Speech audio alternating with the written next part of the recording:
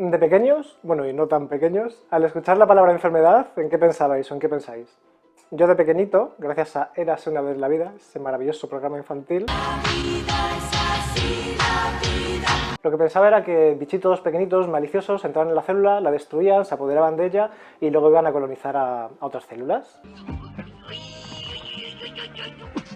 Con el cáncer pasa algo lo mismo, pero cambia el inicio. Se vuelven locas las células y empiezan a expandirse y atacar por todos lados. Célula anormal, mi teniente. Apariencia maligna en pleno crecimiento. Riesgo de tumor. Pero claro, luego investigamos y vemos, por ejemplo, en el caso del hígado, que el cáncer lo que tiene es una proliferación celular. Y otros, por el contrario, lo que producen es necrosis, ulceración, pérdida de tejido. Esto es que algunos cánceres atacan nuestro organismo haciendo estos más grandes, los tejidos tienen proliferación celular, y otros lo contrario, necrosando, ulcerando, haciéndolos más chiquitos. Entonces, como bien se preguntaba el Dr. Hammer, ¿cómo es posible que para sucesos opuestos pueda haber un mismo tratamiento?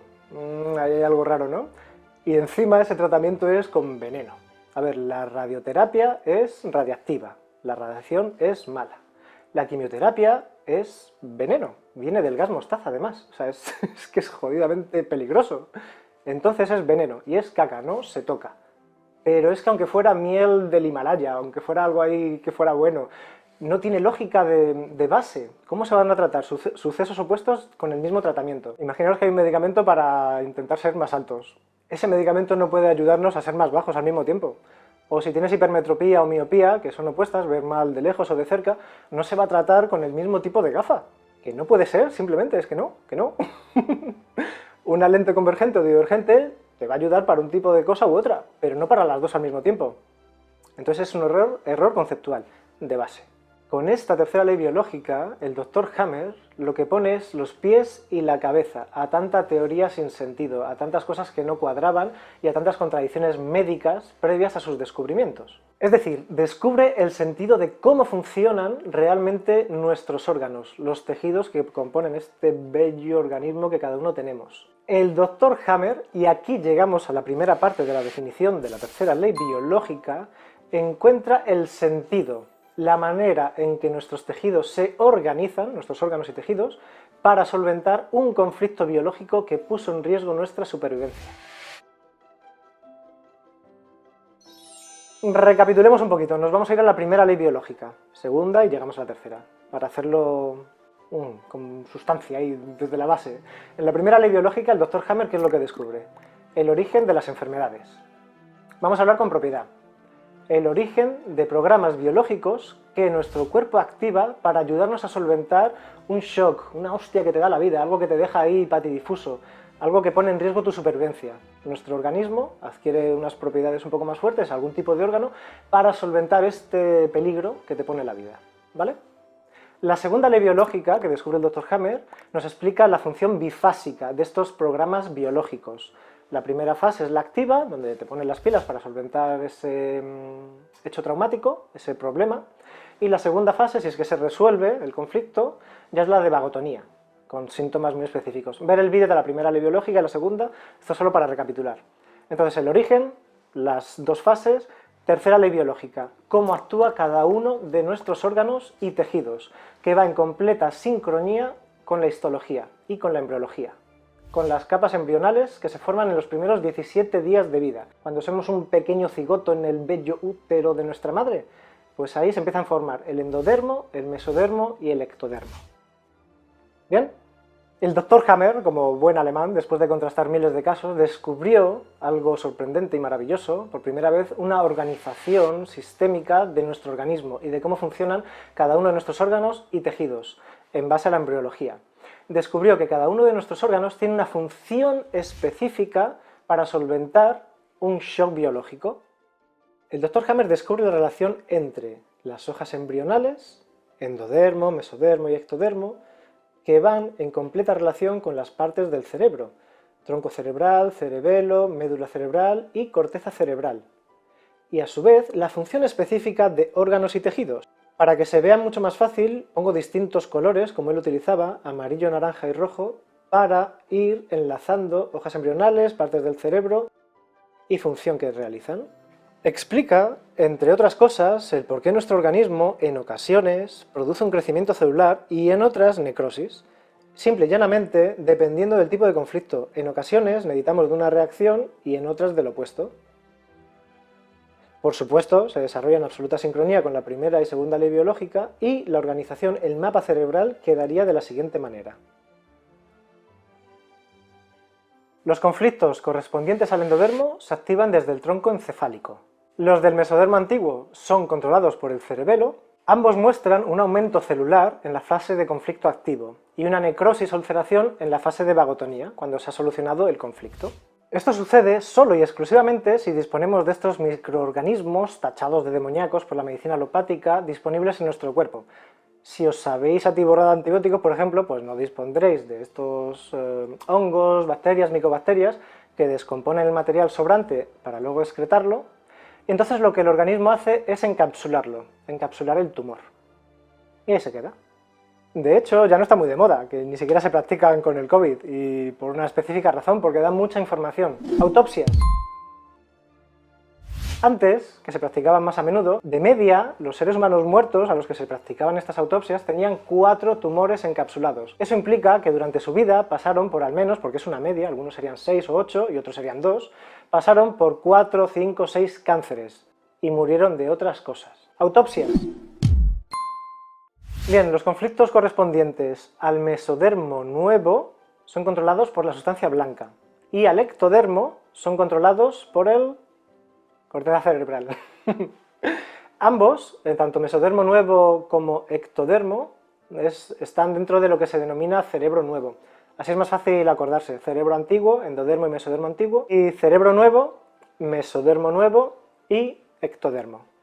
El primer grupo son los que tienen proliferación al principio, y el segundo grupo, lo que tienen es una disminución celular en fase activa, o una pérdida de funcionamiento. Pérdida funcional del tejido u órgano que se utilice. Y por lo tanto, en la fase de vagotonía se reparará el tejido y se recuperará la funcionalidad, total o parcialmente. Hay que ver cada caso específico, el tipo de conflicto, la intensidad y duración, la edad, otros factores. Aquí hay un poquito más de chicha, pero el resumen es ese.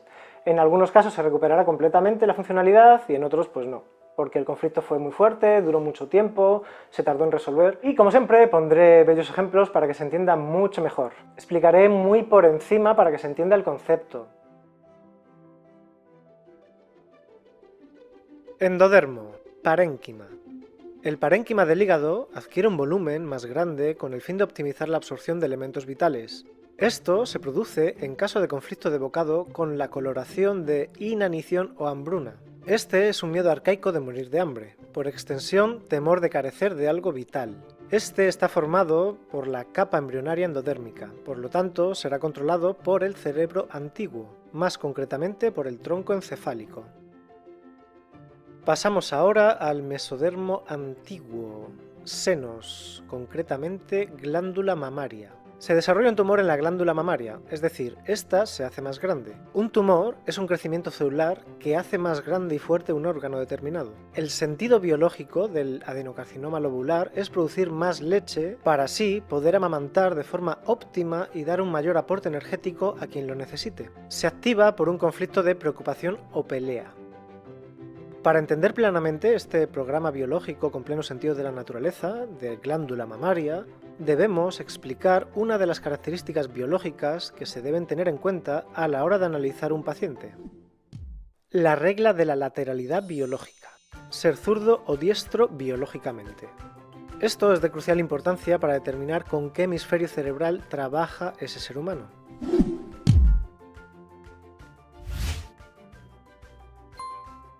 Si el tumor se desarrolla en la mama izquierda y la mujer es diestra, entonces tenemos un conflicto de preocupación o pelea con o relacionados con la madre o el hijo.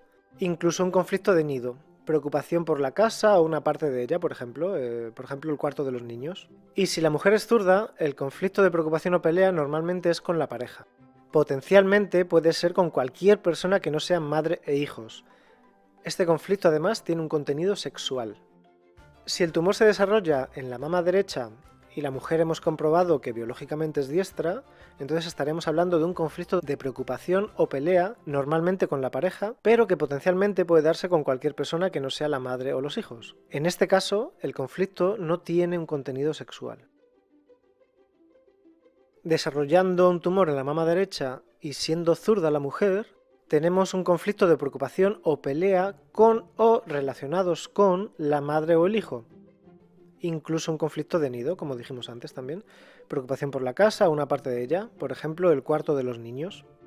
El concepto nido lo que viene a definir es que implica cualquier persona o cosa que esté siendo nutrida dentro del entorno familiar. En otras palabras, a quien se está alimentando en términos reales, virtuales o imaginarios. Normalmente para ayudar a la pareja o para ayudar al hijo que se encuentra en peligro. Pero se dan muchos casos últimamente además que se toman a las mascotas como si fueran hijos, en los que se desarrolla un cáncer de mama, de glándula mamaria, debido a una preocupación por la mascota, que se ve y se atiende como si fuera un hijo. El hijo asimismo puede ser algo que se representa como creación propia, una casa o una empresa. Y este programa biológico está comandado por el cerebelo. Pasamos ahora al mesodermo nuevo. Vamos a poner de ejemplo los huesos, concretamente el tejido óseo. Los huesos se necrosan en caso de conflicto de desvalorización o desvaloración, un sentir de no ser capaz de realizar algo, no tener las competencias para llevar a cabo una tarea. En fase de conflicto activo se produce una osteólisis, una destrucción ósea, es decir, una desmineralización de la matriz de proteína del hueso formando cavernas. Para que nos entendamos, haciendo agujeritos como un queso gruyère.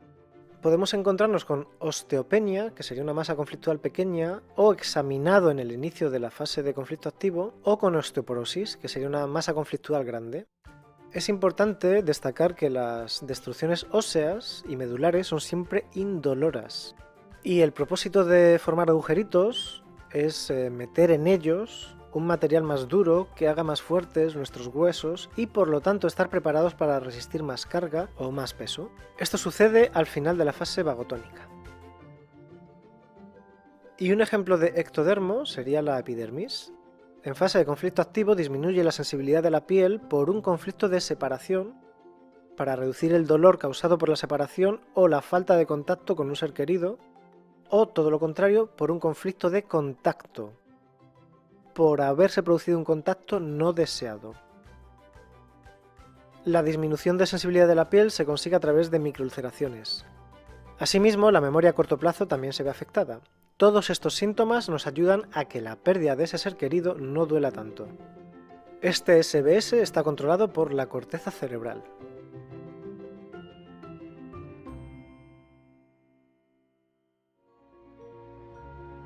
Como vemos, gracias a esta ley biológica descubierta por el Dr. Hammer en el año 1987, que hace ya un ratito de eso, podemos ordenar todas las enfermedades según su pertenencia a las capas germinales, comandadas por las distintas partes del cerebro.